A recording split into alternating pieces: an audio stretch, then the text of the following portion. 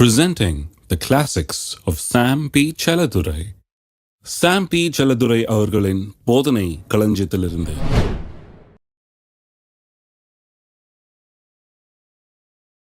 விசுவாசம் எங்கிருந்து வருகிறது? ஆதலால் விசுவாசம் கேள்வியினாலே வரும், கேள்வி தேவனுடைய வசனத்தினாலே வரும். இங்கிலீஷில் எப்படி வருது? Faith cometh by hearing. Faith doesn't come because you heard. என்றைக்கோ ஒரு நாள் நீங்கள் கேட்டீங்களா, அதனால விசுவாசம் வர்றது இல்லை, கேள்வியினால வருது. கேள்வினா கேட்டுக்கொண்டே இருக்கிறதுனால, அந்த விதத்தில் தான் அப்படி சொல்லப்பட்டிருக்கிறது. என்னைக்கோ கேட்டதுனால அல்ல, என்னைக்கோ ஒரு நாள் கேட்டதுனால அல்ல, அவ்வப்போது கேட்டதுனால அல்ல, எப்போ முடிஞ்சப்பெல்லாம் கேட்டதுனால அல்ல, கேள்வியினாலே வருதுன்னா கேட்டுக்கொண்டே இருக்கிறதுனால, தொடர்ந்து கேட்டுக்கொண்டே இருக்கிறதுனால விசுவாசம் வருகிறது. நிறைய பேர் வாழ்வடையணும்னு விரும்புகிறாங்க, வெற்றி வரணும் வாழ்க்கையில், நான் கையிட்டு செய்கிற காரியங்கள்லாம் நல்லா வரணும், நான் வெற்றி பெறணும் வாழ்க்கையில்னு விரும்புகிறாங்க. ஆனால் இதை மட்டும் செய்ய மாட்டாங்க. விசுவாசம் கேள்வினால் வரும், கேள்வி தேவனுடைய வசனத்தினால் வரும்னு சொல்லியிருக்க. அப்போ செய்கிற பிஸ்னஸில் கையிட்டு செய்கிற காரியங்களில் வெற்றி உண்டாக வேணும்னா எப்படி அது வரும்? இது எல்லாருக்கும் வேலை செய்யும் பாருங்கள். எப்படி வரும்? அது கேட்டுக்கிட்டே இருக்கணும். எதை கேட்டுக்கிட்டே இருக்கணும்? உங்களுடைய தொழிலை பற்றி, உங்கள் கையின் பிரயாசங்களை பற்றி, பொருளாதாரத்தை பற்றி கர்த்தருடைய வார்த்தை என்ன சொல்லுகிறது, எப்படி அதில் வெற்றி உண்டாகிறது, அதுக்கு எப்படி ஞானம் வருது, அதுக்கு எப்படி கிருபை வருது, அதில் எப்படி கர்த்தர் உங்களை ஆசீர்வதிக்கிறார்ன்ற வார்த்தைகளை கேட்டுக்கொண்டே இருக்க வேணும். தொடர்ந்து கேட்டுக்கொண்டே இருக்கணும். கேட்டுக்கிட்டே இருக்கும்போது என்ன ஆகிறது? விசுவாசம் வருகிறது. அடுத்தது, கேட்கறதுனால தான் விசுவாசம் வருதுன்னு சொன்னால் நம்ம பேசுகிறத பற்றி ஜாக்கிரதையாக இருக்கணும். ஏன்னா நம்ம பேசுகிறத நம்ம கேட்குறோம். ஹலோ, இன்னொருத்தர் பேசி கேட்குறது வேற, அதுவும் இருக்குது. ஏன்னா அதையும் கேட்குறோம். அதை விட ரொம்ப முக்கியமாக நம்ம கேட்குற காரியம் நிறைய எங்கேருந்து வருதுன்னா, நாம் பேசுகிறதையே நாம் கேட்குறோம். விசுவாசம் கேள்வியினால் வருகிறது என்பது உண்மையானால், நாம் பேசுகிறது என்ன என்பதை நாம் கவனிக்க வேணும். ஏன்னா நாம் பேசுகிறதிலிருந்து நமக்கு அதை குறித்த விசுவாசம் உண்டாகிறது. திருப்பம் 2 கொரிந்தியர் 4ஆம் அதிகாரம், 2 கொரிந்தியர் 4:13. விசுவாசித்தேன் ஆகையால் பேசினேன் என்று எழுதியிருக்கிறபடி நாங்களும் அந்த விசுவாசத்தின் ஆவியை உடையவர்களாயிருந்து விசுவாசிக்கிறபடியால் பேசுகிறோம். பாருங்க, பவுல் அப்போஸ்தலன் பழைய ஏற்பாட்டு பரிசுத்தவான்களை பற்றி சொல்றார். பழைய ஏற்பாட்டில் எழுதியிருக்குதான் 116வது சங்கீதம் 10வது வசனம். 116வது சங்கீதத்தில் 10வது வசனம் அப்படி சொல்லுது, விசுவாசித்தேன் ஆகையால் பேசினேன். அதை கோட் பண்ணுறார் பவுல். பழைய ஏற்பாட்டில் ரொம்ப தரம் அதை கோட் பண்ணுறாரு. விசுவாசித்தேன் ஆகையால் பேசினேன். இந்த மாதிரி வசனங்கள்லாம் நிறைய கிறிஸ்தவங்களுக்கு இன்றைக்கி தெரியவே தெரியாது பாருங்கள். ஏன்னா அதெல்லாம் நம்புறது இல்லை அவங்க. விசுவாசித்தேன் ஆகையால் பேசினேன்றதெல்லாம் இவங்க அதெல்லாம் பழிச்சு பேசுறது. அது என்னது விசுவாசிக்கிறேன் பேசுகிறேன்றது, அதை பற்றி என்னென்னு தெரியல. பவுல் படிச்சிருக்காரு. அதை சொல்கிறாரு. பழைய ஏற்பாட்டு பரிசுத்தவான்கள் சொன்னாங்க, விசுவாசித்தேன் ஆகையால் பேசினேன். சங்கீதக்காரன் சொல்கிறான், விசுவாசித்தேன் ஆகையால் பேசினேன் அப்படின்னு. அது ஒரு பிரமாணம், அது ஒரு விசுவாசம் என்னும் பிரமாணம். அப்படி தான் வேலை செய்யுது. எதை விசுவாசிக்கிறோமோ அதை பேசுகிறோம், எதை பேசுகிறோமோ அதை தான் விசுவாசிக்கிறோம். நல்லா கவனிக்கிறீங்களா? எதை விசுவாசிக்கிறோமோ அதை தான் பேசுகிறோம், எதை பேசுகிறோமோ அதுதான். ரெண்டுமே உண்மை. விசுவாசிக்கிறதுனால பேசுகிறோம், பேசுகிறதுனால விசுவாசிக்கிறோம். அப்போ பழைய ஏற்பாட்டு பரிசுத்தவானாகிய தாவீது சொல்லுகிறான், விசுவாசித்தேன் ஆகையால் பேசுகிறேன் என்று. பவுல் சொல்கிறார், நாங்களும் அப்படி தான்றார். நாங்களும் அதே ஜாதி, அதே ஆட்கள், அதே பிரமாணத்தை தான் பயன்படுத்துகிறோம். விசுவாசித்தேன் ஆகையால் பேசினேன் என்று எழுதியிருக்கிறபடி நாங்களும், புதிய ஏற்பாட்டு ஆட்களாகிய நாங்களும் அந்த விசுவாசத்தின் ஆவியை உடையவர்களாக இருந்து விசுவாசிக்கிறபடியால் பேசுகிறோம் என்கிறார். அப்போ பாருங்க, என்ன பேசுகிறோமோ அதை விசுவாசிக்க ஆரம்பிக்கிறோம், எதை விசுவாசிக்கிறோமோ அதை பேச ஆரம்பிக்கிறோம். இது நிறைய பேர் உணர்றது கிடையாது. எதை பேசுகிறோமோ அதை நாம் விசுவாசிக்க ஆரம்பித்து விடுகிறோம். என்ன பேசுகிறீங்கன்றது கவனிங்க. ஏன்னா விசுவாசம் கேள்வியினால் வருது. எதை பேசுகிறீங்கன்றதை கவனிக்க வேணும். ஏனென்றால் நீங்கள் பேச பேச உங்களுக்குள்ளே அதை குறித்த ஒரு நம்பிக்கை உண்டாகி விடுகிறது, அதை குறித்த விசுவாசம் உண்டாயிடுது. அந்த பேசுகிற அந்த வார்த்தைகள் உங்களுக்கு இருதயத்துக்குள்ளே வித மாதிரி உள்ளே போயிடுது. அப்புறம் அப்படிப்பட்ட ஒரு வாழ்க்கையை அது உண்டாக்குகிறது. அதனால தான் நெகட்டிவாக பேசுகிறது தப்புன்னு சொல்கிறேன். விசுவாசத்தினால் பேசுகிறோம், பேசுறதுனால விசுவாசிக்கவும் செய்கிறோம். ஏன்னா விசுவாசம் கேள்வினாலே வருகிறது. நீங்கள் பேசுகிறது நீங்களே கேட்குறீங்க, நீங்கள் அவநம்பிக்கையை பேசும்போது நீங்களே கேட்குறீங்க. அதனால் என்ன ஆகிறது? தோல்வியும் விரக்தியும் கவலையும் பாரமும் எல்லாம் நம்ம பேசியே நம்ம உண்டாக்கி கொள்கிறோம். அதனால தான் இயேசு சொன்னார், என்னத்தை புசிப்போம், என்னத்தை குடிப்போம், என்னத்தை உடுத்துவோம் என்று சொல்லி கவலைப்படாதிருங்கள். சொல்லி தான் கவலைப்படுறோம், சொன்னதுனால தான் கவலை வருகிறது. இது ரொம்ப ரியலான ஒரு காரியம் பாருங்கள். அப்போ பிசாசு என்ன பண்ணுறான்? நம்ம அடிமைத்தனத்துக்குள்ளாக்குறதுக்கு, பயத்துக்கு அடிமைப்படுத்துகிறதுக்கு, நம்ம கலங்க வைக்கிறதுக்கு, சஞ்சலப்பட வைக்கிறதுக்கு, கவலைப்பட வைக்கிறதுக்கு, பாரப்பட வைக்கிறதுக்கு அவனுக்கு ஒன்றும் செய்ய வேண்டியதில்லை பாருங்க. நமக்கு சரியா பேச தெரியலனாலே போதும், அதை வச்சு அட்வான்டேஜ் எடுத்து என்ன பண்ணுறான்? அதை வச்சு அவன் யூஸ் பண்ணிக்கிறான். நல்லா நமக்குள்ள பயத்தையும் கலக்கத்தையும் சந்தேகத்தையும் சஞ்சலத்தையும் பாரத்தையும் உண்டாக்குறதுக்கு நம்முடைய வார்த்தைகளை பிசாசு பயன்படுத்தி கொள்ளுகிறான். அவனுக்கு இந்த உலகத்தில் எந்த அதிகாரமும் கிடையாது பாருங்கள். உங்கள் வார்த்தைக்கு அதிகாரம் இருக்குது, நீங்கள் தான் அதிகாரம் பெற்றவர்கள். நீங்கள் சொன்னபடி ஆகும், அவன் சொன்னபடி ஆகும்னு சொல்லி இருக்குது இல்லையா? பிசாசு சொன்னபடி ஆகும்னு சொல்லல, அவன் சொன்னபடி ஆகும்னா நீங்கள் சொல்கிற ஆள், உங்களுக்கு தான் அதிகாரம் கொடுக்கப்பட்டிருக்கு. இந்த பூமியில் நீங்கள் தான் அதிகாரியாக வைக்கப்பட்டிருக்கிறீர்கள். உங்கள் வாயிலிருந்து என்ன வருதோ அதுதான் உங்களுக்கு ஆகும். நீங்கள் சொன்னபடி தான் ஆகும். You will have what you say அப்படின்னு வருது இங்கிலீஷில். நீங்கள் சொன்னபடியே ஆகும். இப்படி தான் கடவுள் உண்டாக்கிட்டார். பிசாசுக்கு அது தெரியும் நல்லா, அதனால தான் உங்களை தப்பாக சொல்ல வைக்கிறான். ஏன்னா அவனுக்கு தெரியும் நீங்கள் சொன்னபடியே ஆகும். அப்போ சொல்கிறத தாறுமாறாக்கிட்டான், சொன்னபடியே ஆகும். வேற ஒன்றும் இல்லை, பிரச்சனையே இல்லை பாருங்க. உங்கள் வாழ்க்கையில் பிரச்சனை உண்டாக்குறதுன்றது ஒரு பிரச்சனையே இல்லை பிசாசுக்கு. அவனுக்கு எந்த அதிகாரமும் தேவையில்லை. அவன் பெருசாக ஒன்றும் பெரிய ஆயுதங்களை கொண்டு வந்து பெருசாக ஒன்றும் பண்ண வேண்டிய அவசியமே கிடையாது. நம்முடைய வாழ்க்கையில் பிரச்சனையை உண்டாக்குறதுக்கு ஒன்றே போதும், நம்ம பேசுகிற விதம், எப்படி பேசணுன்றதை மட்டும் தெரிஞ்சுக்க முடியாமல் பண்ணிட்டான்னா வாழ்க்கையில் பெரிய குழப்பத்தையும் சஞ்சலத்தையும் பயத்தையும் தோல்வியும் அவனால் ஏற்படுத்த முடியும். தரித்திரத்தை கொண்டாட முடியும், நோயை கொண்டாட முடியும், எல்லாத்தையும் கொண்டாட முடியும். எப்படி பேசுகிறோன்றத அவன் கண்ட்ரோல் பண்ண ஆரம்பிச்சிட்டான்னா, எப்படி பேசுகிறோன்றத அவன் அட்வான்டேஜ் எடுக்க ஆரம்பித்தான்னா எல்லா விதமான தீமையான காரியங்களும் நம்முடைய வாழ்க்கையில் கொண்டு வர முடிகிறது. இருக்கிறீங்களா? இப்படி தான் நிறைய பேர் அடிமைப்படுத்தியிருக்கிறான், தோல்விக்கு அடிமைப்படுத்திட்டான். ஏன்னா பேசி தான் தோல்விக்கு அடிமை. சொல்கிறாங்க இல்லையா, நான் எது செஞ்சாலும் கைகூடி வர மாட்டேங்குதுங்க, இப்படியே சொல்லிக்கிட்டே இருன்றான். ஏன்னா சொன்னபடியே ஆகும். இன்றைக்கி 4 பேர்கிட்ட சொல்லு, ஃபோன் பண்ணி, அவருக்கு ஃபோன் பண்ணி சொல்லு, இவருக்கு ஃபோன் பண்ணி சொல்லு, திருப்பி சொல்லு. அதில் ஒரு பெரிய திருப்தி. எது செஞ்சாலும் சரி வர மாட்டேங்குது, இப்படின்னு சொல்லி கடைசியில் இவங்க சொன்னது அப்படியே ஆகுது, சொன்னபடியே ஆகும். இதை கேட்டு எது செஞ்சாலும் சரிப்படாது அப்படின்ற விசுவாசம் உள்ளே உண்டாயிடுது. ஏன்னா இவங்களே நேற்று 2 நாளில் 10 தடவை சொல்லியிருக்காங்க. இது 2 நாள் சொல்கிற விஷயம் இல்லை, 20 வருஷமாக சொல்லிகிட்டு இருக்கிறாங்க எது செஞ்சாலும் சரியாக வராதுன்னு. இப்படி சொல்லி எது செஞ்சாலும் சரியாக வராதுங்கிற விசுவாசம் நல்லா உள்ளே வந்துருச்சு. கர்த்தர் எனக்கு உதவி செய்வார், எனக்கு நல்லா வரும், தோல்வியை கூட விஜயமாக மாற்ற முடியுன்ற விசுவாசம் வர்றது ரொம்ப கஷ்டம். இருக்கீங்களா? ஏசாயா 54ஆம் அதிகாரத்துக்கு திருப்போம். 54:14. நீதியினால் ஸ்திரப்பட்டிருப்பாய், கொடுமைக்கு தூரமாவாய். கொடுமைக்கு அப்ரஷன் வருது ஆங்கிலத்தில். You'll be for from oppression. பயம் இல்லாதிருப்பாய், திகிலுக்கு தூரமாவாய், அது உன்னை அணுகுவதில்லை. இந்த கொடுமைக்கும் பயத்துக்கும் திகிலுக்கு எல்லாம் கனெக்ஷன் இருக்கு பாருங்க. அப்ரஷன் ஒரு விதமான ஒடுக்குதல், மனதில் ஒடுக்குதல் பாருங்க. மனசில் அப்ரஷன் அனுபவிச்சிருக்கீங்களா? யாரை போட்டு அமுக்குற மாதிரி, ஷோக் பண்ணுற மாதிரி இருக்கும், நம்மளை போட்டு கீழே போட்டு மிதிக்கிற மாதிரி. அது மனதளவில் அது ஆகுது பாருங்கள் நிறைய நேரத்தில். அதுக்கு தூரமாக இருப்பாய், அது உனக்கு வராதுன்றாரு. ஏன்? பயம் இல்லாதிருப்பாய், திகில் இல்லாதிருப்பாய், அது உன்னை அணுகுவதில்லை அப்படிங்கிறாரு. அப்போ பாருங்கள், பயம் வருது, திகில் வருது அப்படின்னா ரொம்ப ஜாக்கிரதையாக இருக்கணும். திகில் பயத்தெல்லாம் அனுமதிக்கிறது இல்லை. ஏனென்றால் அடுத்தது என்ன வரும்? அப்ரஷன் வரும்.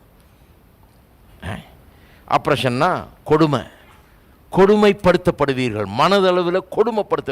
ஒருத்தர் கொடுமைப்படுத்துகிறாருன்னு சொல்கிறோம் இல்லையா, நிறைய பேரை ஒன்றும் அடிக்க வேண்டியதில்லை, உதைக்க வேண்டியதில்லை, ஊசி வச்சு குத்த வேண்டியதில்லை, வெட்ட வேண்டியதில்லை, அறுக்க வேண்டியதில்லை, ஒன்றும் பண்ண வேண்டியதில்லை. கொடுமைப்படுத்தலாம். எத்தனை பேருக்கு தெரியும்? மனதளவில் கொடுமைப்படுத்தலாம். அவங்க தூங்க முடியாதபடி, நிம்மதியாக இல்லாதபடிக்கு, சாப்பிட முடியாதபடிக்கு, சந்தோஷமாக இல்லாதபடிக்கு, சமாதானத்தை இழக்கும்படி கொடுமைப்படுத்தலாம். அந்த கொடுமையை தான் அப்ரஷன் ஆங்கில வார்த்தை, அதுக்காக தான் பயன்படுத்தப்படுகிறது.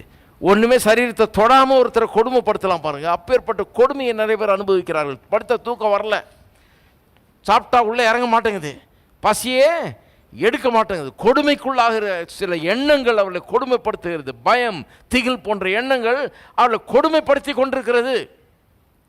அதுக்கெல்லாம் தூரமாக இருப்பாய் நீ சொல்லியிருக்குது. ஏன்னா பயத்துக்கு தூரமாக இருப்பாய், திகிலுக்கு தூரமாக இருப்பாய், அதனால் கொடுமைக்கு தூரமாக இருப்பாய். பாருங்கள், இஸ்ரவேல் ஜனங்க 12 பேரை உளவு பார்க்க அனுப்பிச்சாங்க இல்லையா? கானான் தேசத்துக்குள்ளே 12 பேரை அனுப்பிச்சாங்க. 10 பேர் திரும்பி வந்து என்ன பண்ணாங்க? ஈவில் ரிப்போர்ட்டை கொண்டு வந்தாங்கன்னு இருக்குது. துர்ச்செய்தி அப்படின்னு தமிழில் வருது, இங்கிலீஷில் ரொம்ப நல்லா வந்திருக்கு பாருங்கள். ஈவில் ரிப்போர்ட், துர்ச்செய்தி நல்லா தான் வந்திருக்கு, பட் ஈவில் ரிப்போர்ட்ன்றது இன்னும் ரொம்ப ஸ்ட்ராங்காக தெரியுது நம்ம அந்த இங்கிலீஷ் வார்த்தைங்க. ஈவில் ரிப்போர்ட், துர்செய்தி. என்ன துர்செய்தி கொண்டு வந்தாங்க? ஏங்க போனாங்க, ராட்சதரில் பார்த்தாங்க, போனாங்க பெரிய செவரெல்லாம் பார்த்தாங்க, போனாங்க பெரிய இராணுவத்தை பார்த்தாங்க, ரதங்களை பார்த்தாங்க, குதிரையை பார்த்தாங்க, அவங்கள்ட்ட பெரிய ஆயுதங்கள்லாம் இருக்கிறத பார்த்தாங்க. பார்த்ததை அப்படியே வந்து சொன்னாங்க. இதா துர்ச்செய்தி? ஹலோ, அதைத்தான் துர்ச்செய்தின்னு சொல்லியிருக்குது. இவங்க எதை பார்த்தாங்களோ, எதை கேட்டாங்களோ, எதை உணர்ந்தாங்களோ, எப்படி ஃபீல் பண்ணாங்களோ அதைத்தான் வந்து இங்கே என்ன சொல்கிறாங்க? இவங்களுக்கு பயமாக இருக்குது, நம்ம அதை அடையவே முடியாது, இந்த பட்டணத்தை பிடிக்கவே முடியாது, இது ரொம்ப கஷ்டம், நம்மளால் முடியவே முடியாது, நாம் வெற்றிகளில் போல இருக்கிறோம், அவங்க ராட்சதரில் போல இருக்கிறாங்க, மனுஷரை சாப்பிட்ற ஜனம் அவங்க, முடியாது, நம்மளால் முடியாது அப்படின்னு பேசுகிறாங்க. என்ன பேசுகிறாங்க? கண்டது, கேட்டது, உணர்ந்தது தான் பேசுகிறாங்க. இது தப்பா? நீங்கள் கண்டது, கேட்டது, உணர்ந்தது பேசுகிறது தப்பா? எல்லா நேரமும் தப்பு கிடையாது. எப்போ அது தப்புனா, அது வந்து கர்த்தருடைய வார்த்தை சொல்கிறதுக்கு எதிராக இருந்ததுன்னா தப்பு. ஹலோ, இப்போ நான் ரோட்டில் போகிறேன், ஏன்னா அதை சொல்லிடணும் கிளியராக, ஏன்னா இல்லைன்னா பிரச்சனை வந்துடும். கண்டது, கேட்டது, உணர்ந்தது எல்லாம் தப்புன்னு சொல்ல முடியாது. அதெல்லாம் கவனிக்கக்கூடாதுன்னு சொல்லு. இப்போ முடிஞ்சோடனே வெளியே போகிறீங்க, வெளியே பெரிய லாரி ஓடு வருதுன்னு வைங்க, நான் இப்போ தான் கேட்டேன், நான் கண்டதை பார்க்கக்கூடாது, கேட்டதை மைண்ட் பண்ணக்கூடாது, உணர்றதெல்லாம் ஒன்றுமே கிடையாது, அப்படியே போகிறேன் நான், அதுவும் வரட்டும் ஓடு, நானும் அப்படியே போகிறேன்னா அவ்வளோதான், ஜாக்கிரதை. அதுக்கு சொல்ல நான் அப்படி ஓடு வருது ஒரு மாதிரி இருந்துச்சுன்னா ஓரம் போங்க, ஒதுங்குங்க. கிறிஸ்தவன்னா ஒரு மாதிரி நட்டின்னு கிடையாது, ஒரு மாதிரி கிறுக்கன்னு கிடையாது, கிறுக்குத்தனமாக இருக்கக்கூடாது பாருங்க. அதை பற்றி நம்ம பேசல. கண்டது, கேட்டது, உணர்ந்தது எப்போ தப்பாது? தேவன் உன்னை சொல்லியிருக்கார். தேவன் என்ன சொன்னார்? இந்த தேசத்தை உனக்கு தந்தேன்னு சொன்னார். தந்தேன்னு சொன்ன பிறகு அங்கே ராட்சதர் இருக்கிறாங்க, அங்கே ரதம் இருக்குது, குதிரை இருக்குது, செவுரு இருக்குது, அங்கே நம்மளால் முடியவே முடியாதுன்னு பேசுறது தப்பு. ஏன்னா அது வந்து கர்த்தர் சொன்ன வார்த்தைக்கு எதிராக இருக்கிறது. இருக்கீங்களா? அந்த வார்த்தைக்கு எதிராக இருக்கிறது. அதைத்தான் ஈவில் ரிப்போர்ட்னு சொல்லியிருக்குது. அப்போ நம்ம வீட்டில் டெய்லி ரிப்போர்ட் கொடுத்துக்கிட்டே இருக்கிறோம், டெய்லி ரிப்போர்ட் கொடுத்துக்கிட்டே இருக்கோம். என்ன ரிப்போர்ட்டு? உங்கள் வீட்டில் என்ன ரிப்போர்ட்னு செக் பண்ணுங்க. நம்ம இன்னைக்கு என்ன ரிப்போர்ட்? ஹலோ, உங்கள் பசங்கிட்ட சொன்னாலே அவங்க செக் பண்ணுவாங்க நல்லா. ஏன்னா ஒரு அம்மா சொல்கிறாங்க, நீங்கள் பிரசங்கம் பண்ணதும் பண்ணீங்க, என் பையன் என்னை பேசக்கூட விட பண்ணுறாங்க, என்னம்மா இப்படி பேசுகிற, பிரசங்கம் என்ன கேட்டேன், என்ன இப்படி சொல்லிட்டு இருக்கிறே அப்படிங்கிறாங்க. நல்லது, அவங்க செக் பண்ணும்போது அதே வேலையாக இருப்பான், 24 மணி நேரமும் செக் பண்ணிட்டு. என்ன ரிப்போர்ட்டு? வேதவசனம் என்ன சொல்லுகிறது? இரவும் பகலுமாய் வேத தியானமாய் இருக்கிற மனுஷன் பாக்கியவான், அவன் நீர்க்கால் மூலமாய் நடப்பட்டு தன் காலத்தில் தன் கனியை தந்து இலை எதிராது இருக்கிற மரத்தை போல் இருப்பான். அவன் செய்வதெல்லாம், நான் செய்கிற எதுவுமே வாய்க்க மாட்டேங்குது, எதுவுமே சரியாக வர மாட்டேங்குது, எதுவுமே உருப்பட மாட்டேங்குது, எது செஞ்சாலும் சரியாக வர மாட்டேங்குது, அது நல்ல ரிப்போர்ட்டா? ஹலோ, ஒரு கிறிஸ்தவ விசுவாசி சொல்கிற நல்ல ரிப்போர்ட்டா அது? நான் சொல்கிறேன், அது துர்ச்செய்தி. That is an evil report. கடவுளுடைய பார்வையில் அது பொல்லாத ரிப்போர்ட்டாக இருக்கிறது. ஏன்னா அது ஒரு சாதாரண காரியம் இல்லை பாருங்க. ஏதோ ஒரு ரோட்டில் போன லாரி வந்து பார்த்தேன்னு சொன்னேன் அப்படி கிடையாது.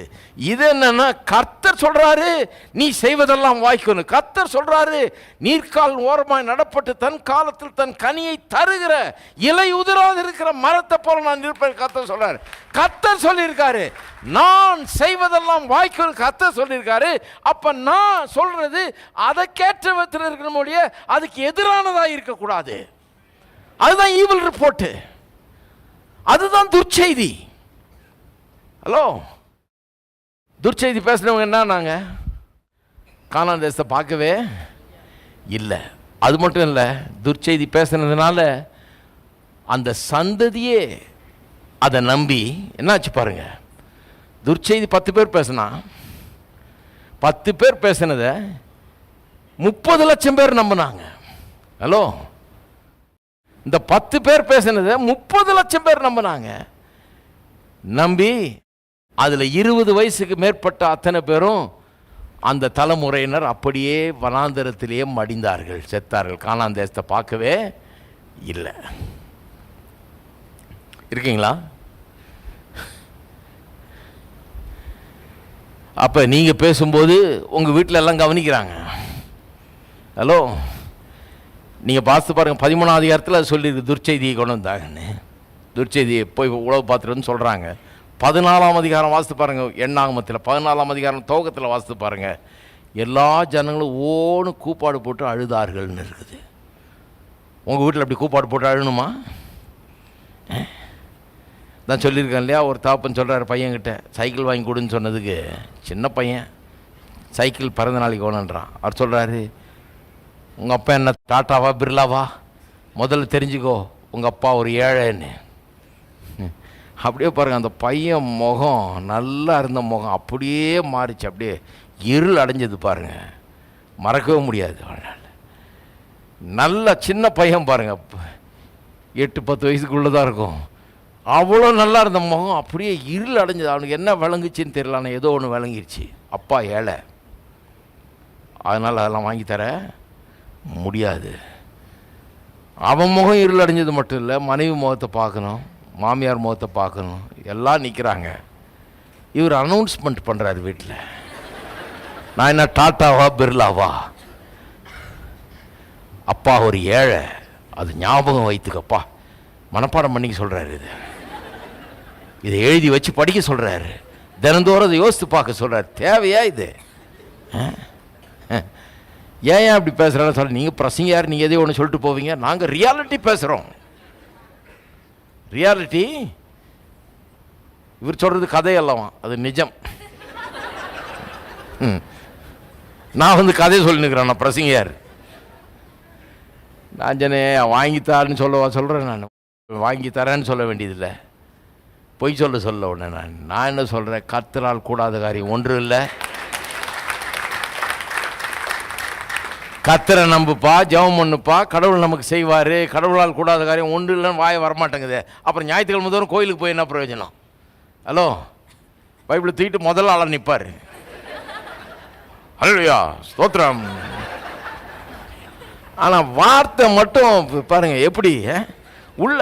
ஏன்னா நான் தான் சொல்கிறேன், வார்த்தையை விதைய நினைக்கிறது இல்லை. வார்த்தையை இவங்க கருத்துக்களை மாற்ற கோக்கியாக நினைக்கிறாங்க. அதுக்கு ஒரு வார்த்தையை யூஸ் பண்ணிக்கிறது. இதுலேருந்து ஏதாவது ஒன்று எடுத்து இந்த கல்யாண கார்டில் போடுவாங்க பார்த்தீங்களா, வார்த்தைகள் ஒன்று போடு, இல்லை ஏதாவது ஒன்று போடு. சிலருக்கு வந்து அது ஒரு பெரிய இது கிடையாது, சும்மா ஏதோ ஒன்று போடு, ஒரு வசனம் ஒன்று ஒன்று. ஒரு தடவை நான் நோட்டீஸ் அடித்தேன் பாருங்கள், ஒரு மீட்டிங் வச்சு, பெரிய மீட்டிங் வச்சு நோட்டீஸ் அடித்தேன், ஒரு வசனம் போடல. ஒரு நாள் சண்டைக்கு வந்துட்டாருன்ட்டு, இது என்ன நோட்டீஸ் இது, ஒரு வசனம் போட வேணாமா? அவ்வளோ பெரிய பக்தர் அவர். ஒரு வசனம் போடாதனால நான் கெட்டவன், இயேசு கிறிஸ்து ரேட்டு மீண்டும் மாறாதவர், அப்படி ஏதாவது ஒரு வசனம் போடணுமே, அதை போடல.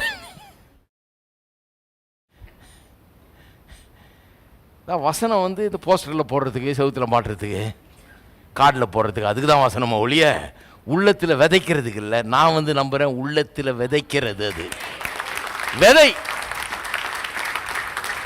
இதை விதைச்சா இதில் சொல்லப்பட்டிருக்கிறது அப்படியே அது பிறப்பிக்கும், அதன்படியே பிறப்பிக்கும். அதுதான் அதனுடைய ஸ்பெஷாலிட்டி. வேற மாதிரி இருக்காது. போய் ஜீராக்ஸ் எடுத்தீங்கன்னா எப்படி வருது ஜீராக்ஸ் எடுத்த உடனே இது எல்லாம் கரெக்டாக இருக்கா பார்த்துக்கிறேன் லைன் பை லைன் அப்படி ப்ரூஃப் ரீடிங்காக பண்ணுவீங்க. ஜீராக்ஸ் எடுத்ததை யாரும் ப்ரூஃப் ரீட் பண்ணுறது இல்லை. ஏன்னா அதில் ஒரு மாதிரி இதில் ஒரு மாதிரி எழுதியிருக்காது. அதில் எழுதுன தவிர இதில் கொஞ்சம் சேர்த்துருக்காது. ஏதாவது அதில் என்ன இருக்குதோ அது அப்படியே தான் இதில் வரும். விதை அப்படிதான்.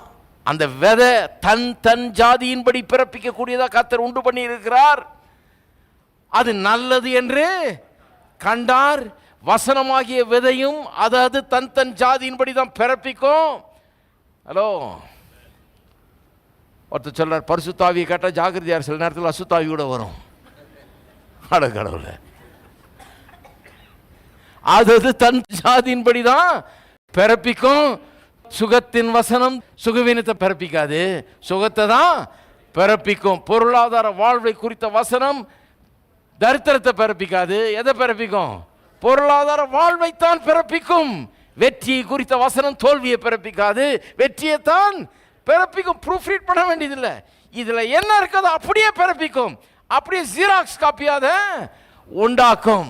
அதனால தான் அந்த வசனத்தை எடுத்து என்ன பண்ணணும்? விதையா ட்ரீட் பண்ணணும். இன்னிலேருந்து அப்படி யோசிங்க. வசனம் ஒரு விதை, எல்லாம் சொல்லுங்க, வசனம் ஒரு விதை என்று இருதயமாகிய நிலத்துக்குள்ள அதை விதைத்தால் அது சொன்னபடியே அப்படியே அதை பிறப்பிக்கும். அது சொல்லுகிற காரியங்களை அப்படியே என்னுடைய வாழ்க்கையில அது உண்டாக்கும்.